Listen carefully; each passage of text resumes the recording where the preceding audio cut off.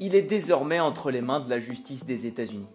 Emprisonné à plus de 4500 km de l'empire qu'il a bâti chez lui en Équateur, extradé par son pays qu'il a élevé au rang d'ennemi public numéro 1. Cette fois, Fito semble avoir perdu la partie après avoir nargué les autorités pendant plus d'une décennie. Des cheveux en bataille, une barbe fournie, un physique peu athlétique, derrière cette apparence presque négligée se cache l'un des hommes les plus impitoyables d'Amérique du Sud. Un narcotrafiquant qu'on ne déplace qu'avec le concours de l'armée. Dans cette vidéo, je vais vous raconter comment un mécanicien modeste est devenu l'un des criminels les plus redoutés au monde. Aussi médiatique soit-il, on ne sait que peu de choses de José Adolfo Macia, alias Fito.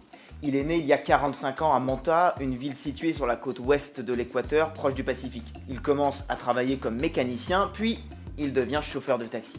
Ensuite, c'est l'obscurité pendant une dizaine d'années. Simplement, dans sa région natale, un nouveau cartel de la drogue émerge. Il gagne vite du terrain, s'empare des routes de la cocaïne. On les appelle Los Choneros.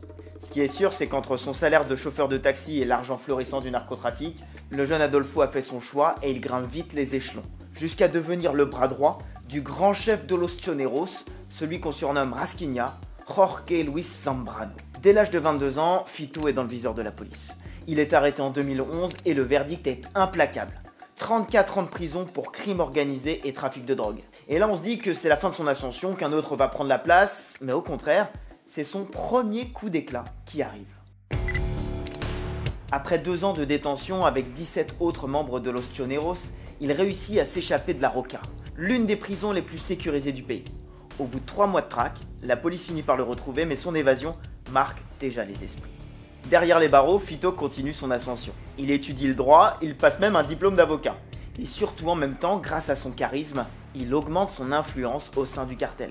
Et en 2020, quand le leader Rasquiña est assassiné, c'est vers Fito que se tournent Los Choneros. Fito devient le chef d'un cartel fort de 8000 hommes. Il a noué des liens avec les mafias les plus puissantes du monde, comme le cartel mexicain Sinaloa, le groupe colombien del Golfo et même des mafias des Balkans. Pour faire simple, quand un dealer en Europe propose de la cocaïne à ce moment-là, il y a de grandes chances qu'elle soit passée auparavant entre les mains des hommes de Fito.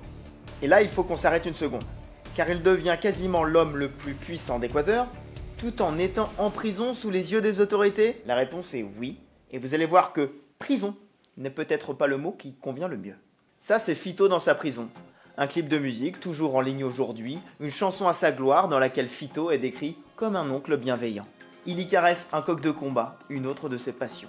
Les vidéos de ses fêtes extravagantes en prison, avec musiciens et feux d'artifice, font le buzz sur les réseaux sociaux. Certains comparent ses conditions de vie derrière les barreaux à celles du célèbre baron de la drogue colombienne, Pablo Escobar. En réalité, la prison est un bureau pour Fito. À force de corruption, il reçoit un traitement de faveur des surveillants, de là il commandite des extorsions, des enlèvements, des assassinats. Dès 2021, il contrôle la plupart des prisons équatoriennes, selon le renseignement. Le tout en menaçant le pays de violences sanglantes si les décisions gouvernementales ne vont pas dans le sens de ses affaires. L'année dernière, en 2024, il va finir par mettre l'Équateur à feu et à sang. Estamos en un estado de guerra. Estamos en un estado de guerra y no podemos ceder. Fito, pour la 2e fois, décide de s'évader. Des mutineries dans plusieurs prisons éclatent. Les combats de rue entre gangs rivaux font rage. Une prise d'otage a lieu en direct sur un plateau de télévision. Fito a maintenant des rivaux puissants, Los Lobos, Los Tigrones. Son évasion a ravivé la guerre des territoires. Le cartel Los Choneros se divise. Fito vit en fait ses derniers temps de règne. Introuvable pendant plusieurs mois, son visage est placardé partout. Le président équatorien le veut à tout prix, hors d'état de nuire. Et au bout d'une année de traque, sa cachette est enfin découverte. La voici, un bunker plusieurs mètres sous terre, dans les souterrains de sa ville natale, Manta. Fito est arrêté, encore.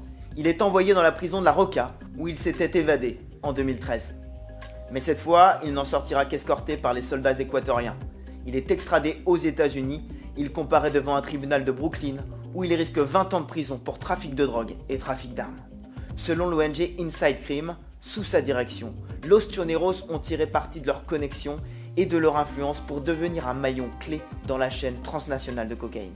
Alors faut-il conclure que la fin de Fito est une bonne nouvelle pour le trafic de cocaïne dans le monde et en Europe? Eh bien pas vraiment. Avec ou sans Fito, l'Équateur continuera d'être une nation de transit majeure pour la cocaïne, a écrit l'ONG. Un nouveau Fito est sans doute déjà en train d'émerger.